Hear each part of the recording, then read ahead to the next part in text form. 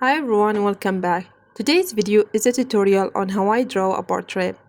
But more than that, it's about how not to limit yourself to your reference image. It's about using your imagination to create something new.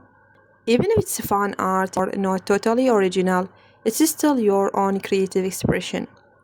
A lot of you have been asking me to do a tutorial on my drawing and coloring process. How I color like this, how I draw like this, and specifically how I use ibispaint. Before I start, I want to clarify that I'm a completely self-taught artist. Everything I'm sharing today comes directly from my own trial, error, and personal experience over time. So today I wanted to combine all of that into one full workflow. I'm drawing Batman and I'm showing you my whole process start to finish so you know what to expect as I walk through how I actually get here. To start the actual process, I begin by finding a good reference, usually by browsing Pinterest until I find a pose, lighting, or vibe that catches my eye. In ibispaint, I like to open that image in a separate reference window right on my canvas so I have it directly in front of me the whole time I'm drawing. From there I start with the foundation of the drawing. I focus on absorbing the overall proportions of the body and getting a good balance on the canvas. I don't worry about hyperfixating on details yet. It's just a matter of working and refining until I get the initial pose and structure I want. After the sketch is set, I move into line art.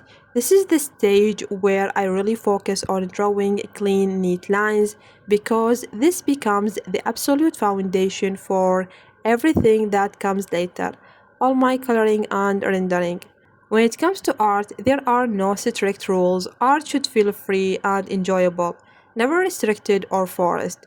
But as I draw constantly, I discover a framework that works best for me.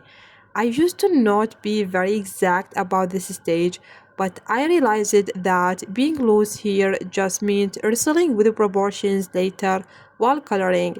Now I prefer a semi-realistic look where proportions are grounded from the start. Taking care during line art gives me a clean, organized framework so I can relax and enjoy the coloring phase without stressing.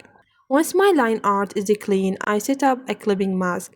The way I do this is by using the lasso tool to select and color only the base silhouette area I want to work on. That way, for all the upcoming layers, any color I add later will automatically stay inside that clipping mask layer. That's the true beauty of knowing your tools. My workflow becomes much faster and my whole canvas stays completely organized. Next up is base color. In the previous tutorials, I've shown you how to use the color wheel, but working in digital art gives you a great opportunity to extract exact tones and gradients directly from your reference photo. This is really helpful if you are a perfectionist or care about accuracy. Some people might call color sampling cheating, but others see it as a smart move. Personally, I think it's just a faster tool.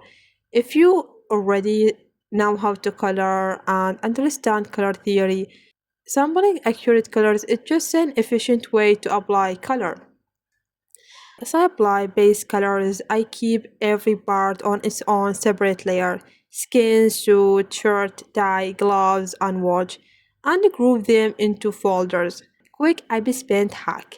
If you ever get lost in your layers, simply long press directly on that part on your canvas, and ibis paint will show you the specific layer you are in. After base colors, I move into adding details and shading. Features like alpha lock and clipping mask start to feel totally automatic at this point. Remember, improving at art comes down to consistent practice. It's a habit you build into your everyday life, just like brushing your teeth or having a meal. Even drawing for a few minutes a day builds that momentum.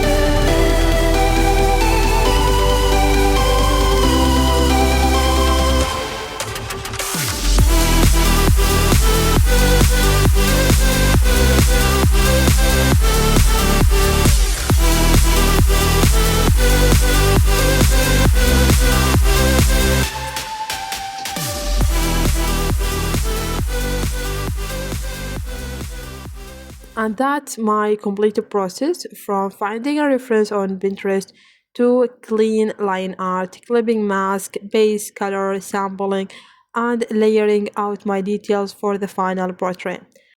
Sometimes I feel like I'm not the best at explaining things, but I really hope sharing my personal workflow was helpful for you.